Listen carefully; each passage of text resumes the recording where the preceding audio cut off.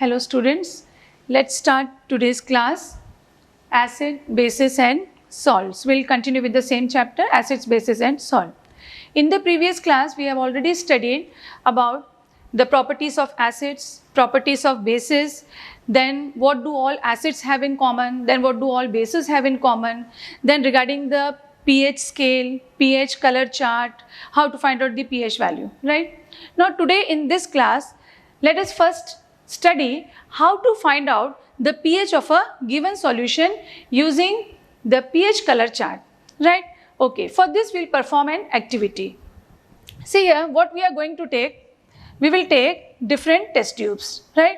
Now what we are going to find out here, we are going to find out the pH value of the given solution. Suppose we have given different solutions. Now how can we find out the pH value? Okay, now see here, we'll take different test tubes, right? Marked as A, B, C, then D,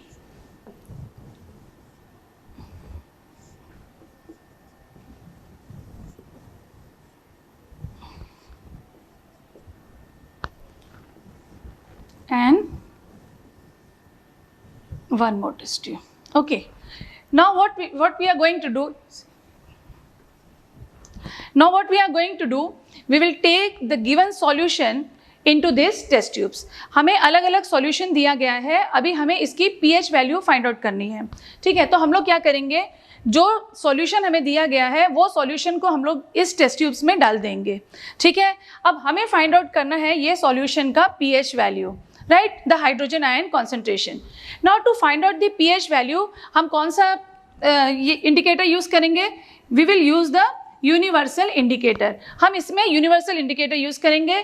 ये universal indicator क्या होता है? एक group of indicator होता है और the universal indicator is also available in the form of a paper that is impregnated with the universal indicator and that is called as a pH paper, right? इधर we can test it with the help of a pH paper और we can use universal indicator.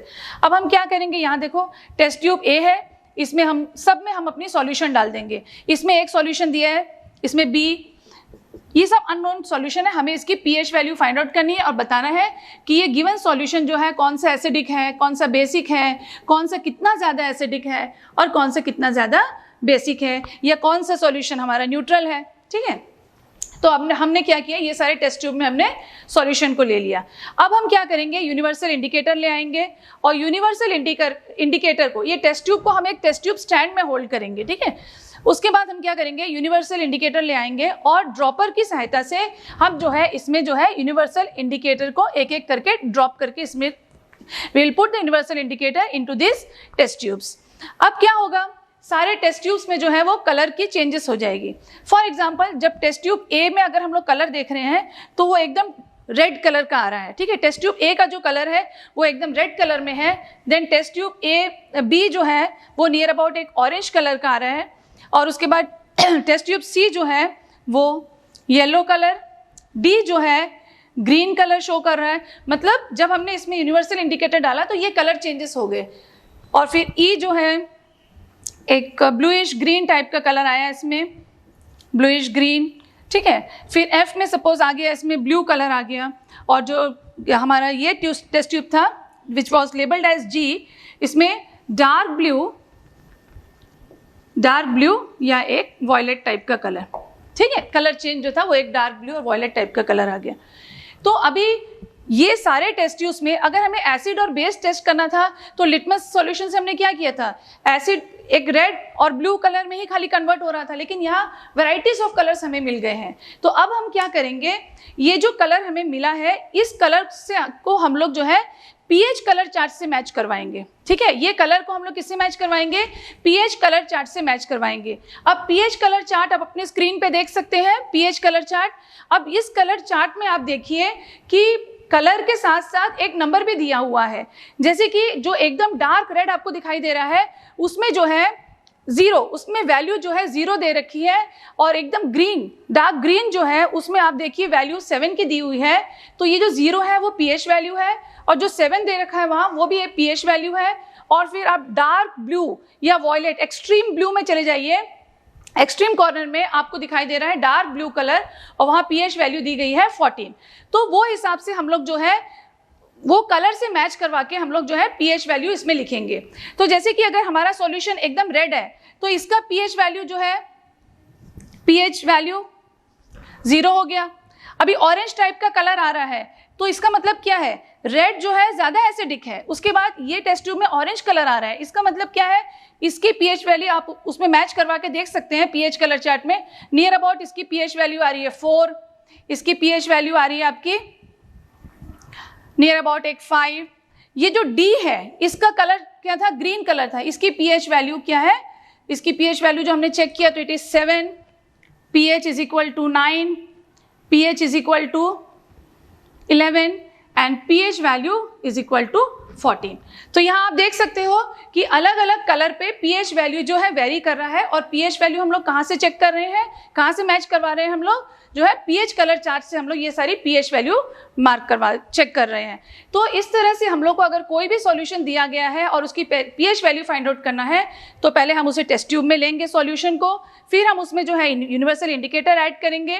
Different types of colour हमें universal indicator add करने पे मिलेगा और फिर उस colour को हम लोग pH कलर चार्ट से मैच करा के pH का नंबर फाइंड आउट कर सकते हैं। Next topic is salts. Our next topic is salts.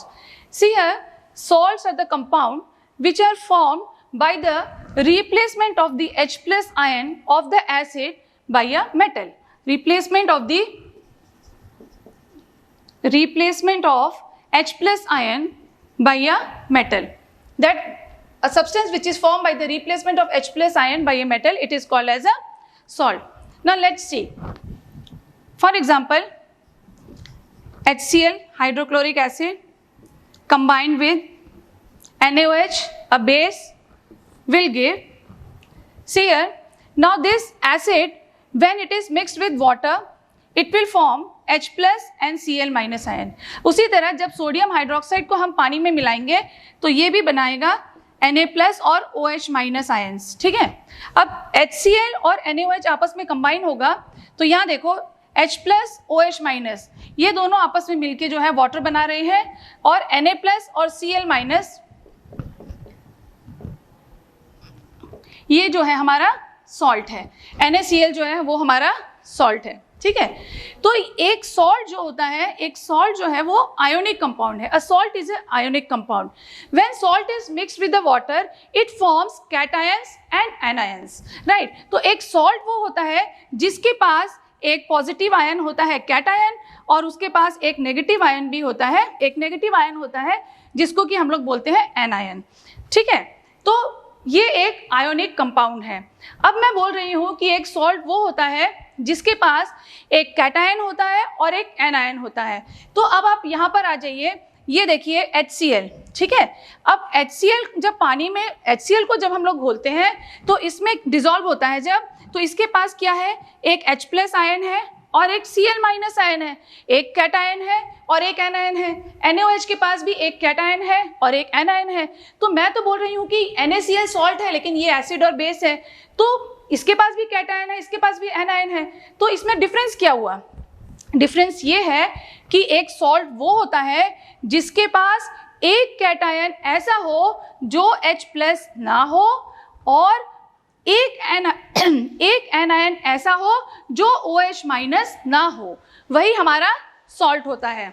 ठीक है, तो मतलब सॉल्ट क्या होता है, जिसके पास एक कैटायन हो लेकिन वो H प्लस ना हो और एक एनायन ऐसा हो जो OH माइनस ना हो। ये जो सॉल्ट हमें यहाँ मिला है ये है sodium chloride salt. By the process of, this process is also called as a neutralization reaction, a reaction between acid and base. Salt is formed and water is obtained. See here, this NaCl salt, या जब हम starting ही जब हमने किया है salt से तो क्या आता है हमारे माइंड में पिक्चर कि ये कौन सा सॉल्ट हो सकता है। ऐसे हम लोग सोचते हैं ना कि ये नमक होगा, ये साधारण नमक है, ये कॉमन सॉल्ट है, वो सॉल्ट है जो हम घर में खाना पकाने के लिए यूज़ कर रहे हैं, ऐसे ही सोच रहे हैं ना आप। तो आप एकदम सही है, ये वही कॉमन सॉल्ट है जिसके बारे में आप सोच रहे हैं, NaCl साधारण नमक कॉमन सॉल्ट। लेकिन अभी आगे हम लोग कई सारे सॉल्ट के बारे में पढ़ेंगे, लेकिन वो सभी सॉल्ट जो है जो है वो NaCl की प्रॉपर्टी नहीं रखता। हर सॉल्ट जो अभी हम पढ़ेंगे वो कॉमन सॉल्ट नहीं है, वो साधारण नमक नहीं है, अलग अलग टाइप के सॉल्ट हैं। इसी में हम लोग और एक देखते हैं एग्जाम्पल, फॉर्मेशन ऑफ सॉल्ट, और एक रिएक्शन के थ्रू हम देखते हैं कि सॉल्ट कैसे फॉर्म्ड होता है। ठीक है, तो वो अभी हम एक बेस को चेंज कर लेते हैं, हम एक पोटेशियम हाइड्रोक्साइड बेस ले लेते हैं और एसिड भी हम चेंज कर लेते हैं, HNO3 नाइट्रिक एसिड लेते हैं और पोटेशियम हाइड्रोक्साइड का हमने बेस ले लिया। तो अभी इसमें जो है सॉल्ट बनेगा वो है KNO3, पोटेशियम नाइट्रेट का सॉल्ट बना, और H और ये OH मिलके जो बना दिया इसने H2O। ठीक है, अब जब भी आप सॉल्ट बनाओगे तो ये सॉल्ट का फॉर्मूला आपको खुद फ्रेम करना होगा। ठीक है, अब जो है हमें पता है कि पोटेशियम और ये नाइट्रेट, ये दोनों मिलके पोटेशियम नाइट्रेट बनाएंगे। इसका फॉर्मूला कैसे होगा? आप फॉर्मूला बनाने के लिए you should know the valency. अब पोटेशियम की वैलेंसी 1 है और NO3 की भी 1 है। ठीक है, तो वैलेंसी को हम लोग क्या करते हैं, इस तरह से क्रॉस कर देते हैं ना, तो मतलब जो नाइट्रेट की वैलेंसी है वो पोटेशियम के साथ लगेगी और जो पोटेशियम की वैलेंसी है वो नाइट्रेट पे आएगी। तो क्या हो जाएगा, ये KNO3, तो हमारा सॉल्ट क्या हो जाएगा, पोटेशियम नाइट्रेट का हमारा सॉल्ट बन गया, plus water is obtained. So here you can see both the reactions are neutralization reactions. ठीक है, तो न्यूट्रलाइजेशन रिएक्शन के थ्रू हमने सॉल्ट का फॉर्मेशन किया है। अब सिर्फ न्यूट्रलाइजेशन रिएक्शन से ही नहीं बल्कि अलग अलग रिएक्शन से हम लोग जो है वी कैन ऑब्टेन और we can form salt, right. Now let's see one more reaction, reaction of acid with metal. When acid combines with metal, what happens? Metal salt is formed plus hydrogen gas is liberated, right? Now let us see with the help of an example. Metal like, you can take metal like zinc will combine with acid H2SO4 and the salt zinc sulphate का salt बनेगा और hydrogen gas जो है liberate हो जाएगी। ठीक है, अब ये जिंक सल्फेट का सॉल्ट बना, जिंक की जो वैलेंसी है वो 2 है, सल्फेट की वैलेंसी जो है वो, सल्फेट क्या होता है 2- होता है ना, तो इसकी वैलेंसी भी 2 है, तो सल्फेट की वैलेंसी जिंक के साथ, जिंक की वैलेंसी सल्फेट के साथ, तो दोनों तो 2 है, कैंसिल हो गया, फॉर्मूला क्या हुआ ZnSO4। तो इसका फॉर्मूला क्या होगा जिंक सल्फेट का ZnSO4। ठीक है, अच्छा तो और एक हम रिएक्शन करवाते हैं, तो ये ZnSO4 क्या है, जिंक सल्फेट सॉल्ट है। अब और एक ले लेते हैं हम लोग रिएक्शन, जिंक प्लस HCl, मतलब ये मेटल हुआ, मेटल को हम लोग हाइड्रोक्लोरिक एसिड के साथ रिएक्ट करवाते हैं। अब देखते हैं हमारा कौन सा सॉल्ट बनता है। ठीक है, तो जिंक और ये क्लोरीन आपस में रिएक्ट होगा तो सॉल्ट हमारा बन जाएगा ZnCl2। हमारा सॉल्ट क्या बन गया ZnCl2 और H2 gas will B liberated out. ठीक है, अब यहाँ देख लो जिंक की वैलेंसी है 2, क्लोरीन की वैलेंसी है 1, क्रॉस कर दो, क्या हो गया, ये ZnCl2 का सॉल्ट बन गया, राइट। ठीक है, तो यहाँ आप 2 लिख दो तो इक्वेशन बैलेंस हो जाएगा। ठीक है, और भी आप एक देख सकते हो Mg प्लस HCl, ये हो जाएगा आपका MgCl2 plus H2, magnesium chloride का आपको सॉल्ट मिल गया। ठीक है, तो यहाँ पे सॉल्ट कैसे बना है, acid plus metal combine together to form the metal salt and hydrogen gas is liberated. ये एक तरीका हो गया सॉल्ट के फॉर्मेशन का। अब और एक डिफरेंट प्रोसेस हम लोग देखते हैं, उससे भी हमें सॉल्ट मिलेगा, वो है रिएक्शन ऑफ मेटल कार्बोनेट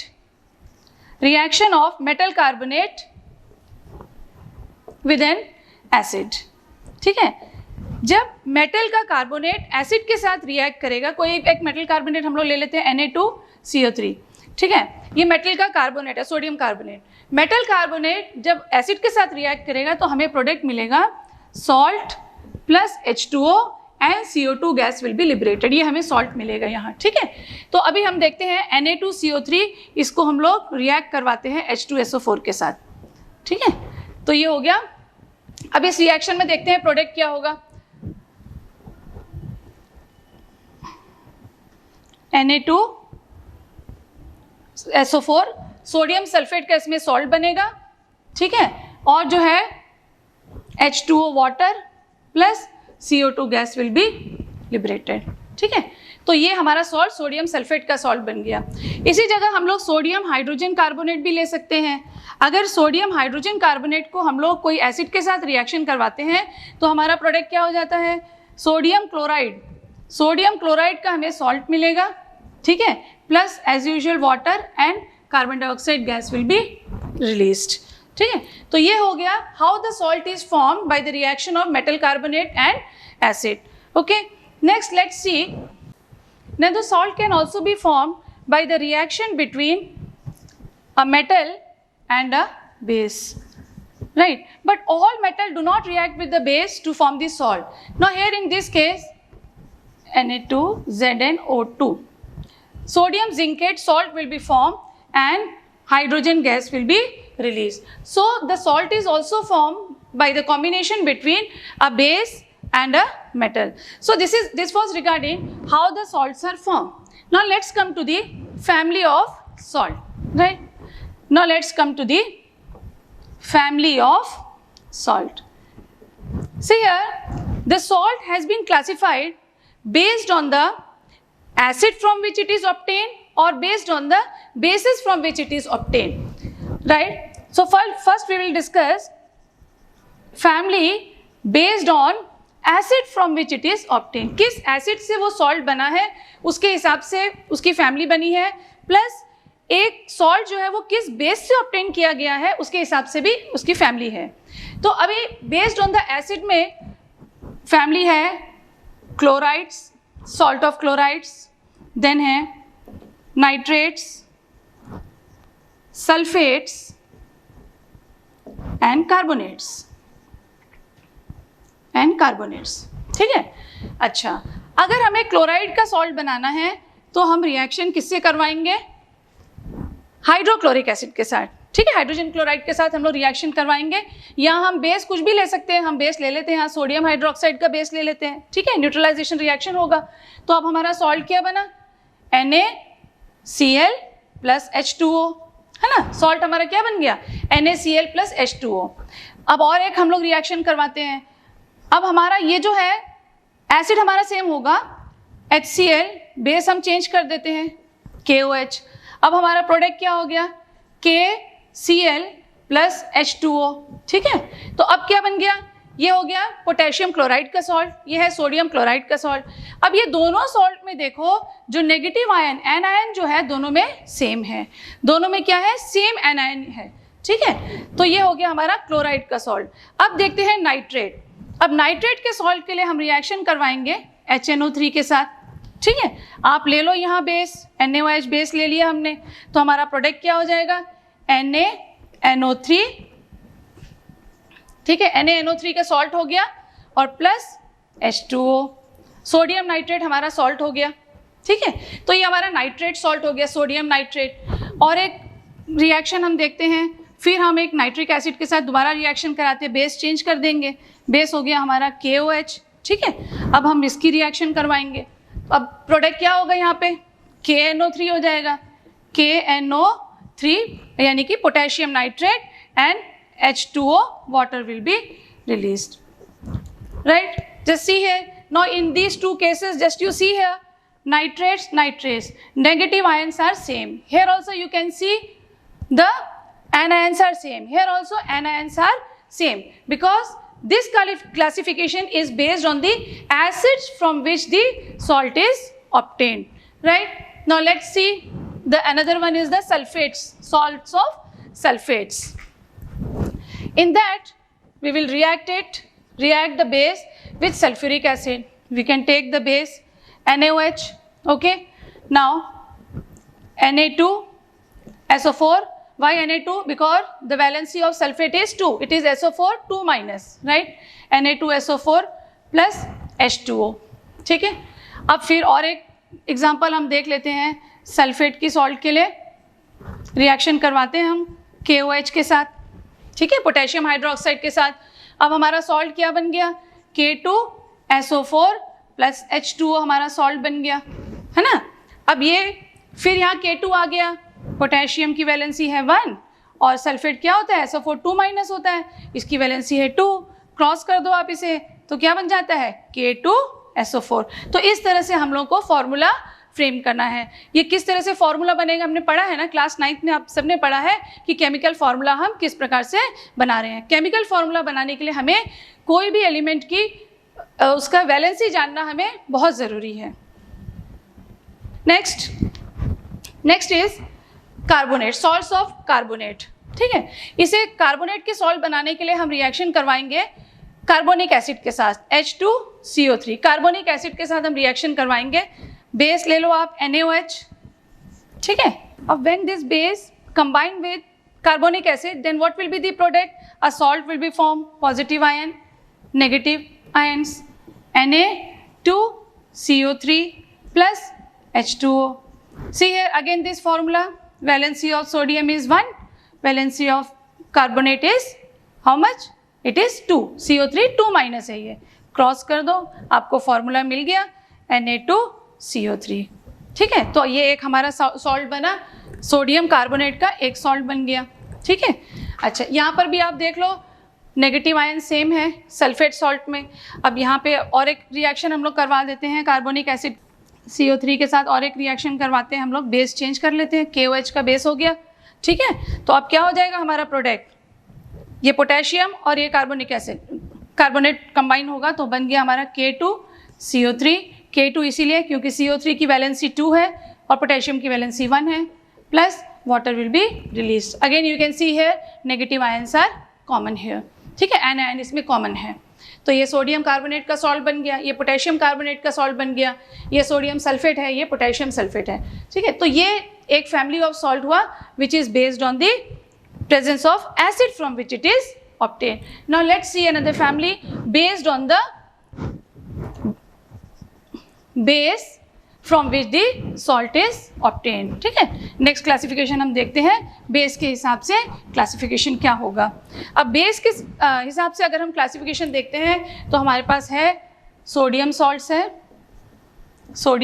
है, फिर हमारे पास है पोटेशियम सॉल्ट्स हैं। ठीक है, और फिर हमारे पास कैल्शियम सॉल्ट्स भी हैं। कैल्शियम के बारे में भी हम लोग, कैल्शियम सॉल्ट्स के बारे में भी हम लोग थोड़ा डिस्कस कर लेते हैं। ठीक है, अच्छा अब ये सोडियम सॉल्ट्स है तो बेस हम क्या लेंगे, हमारा बेस रहेगा NaOH ले लेंगे हम बेस। इसकी रिएक्शन हम लोग करवाते हैं HCl के साथ। सोडियम सॉल्ट है ना, हमने ले लिया बेस NaOH, रिएक्शन करवाते हैं HCl के साथ। अब देखते हैं प्रोडक्ट क्या होगा। प्रोडक्ट हो जाएगा हमारा NaCl प्लस हो गया प्रोडक्ट हमारा वाटर। ठीक है, तो सोडियम क्लोराइड हो गया, मतलब ये सोडियम का सॉल्ट हो गया। अभी अगला एग्जांपल और देखेंगे, वो हो गया NaOH, इसकी हम लोग रिएक्शन करवाते हैं HNO3 के साथ। ठीक है, नाइट्रिक एसिड के साथ हम रिएक्शन करवाते हैं, फिर हमारा प्रोडक्ट क्या होगा, फिर हमें सोडियम का सॉल्ट ही मिलेगा। क्या मिलेगा हमें, NaNO3 प्लस H2O। ठीक है, फिर हमें सोडियम का सॉल्ट मिला। तो यहाँ आप देख लो पॉजिटिव आयन सेम है, यहाँ भी पॉजिटिव आयन सेम है ना, सोडियम का सॉल्ट है, पॉजिटिव आयन सेम है।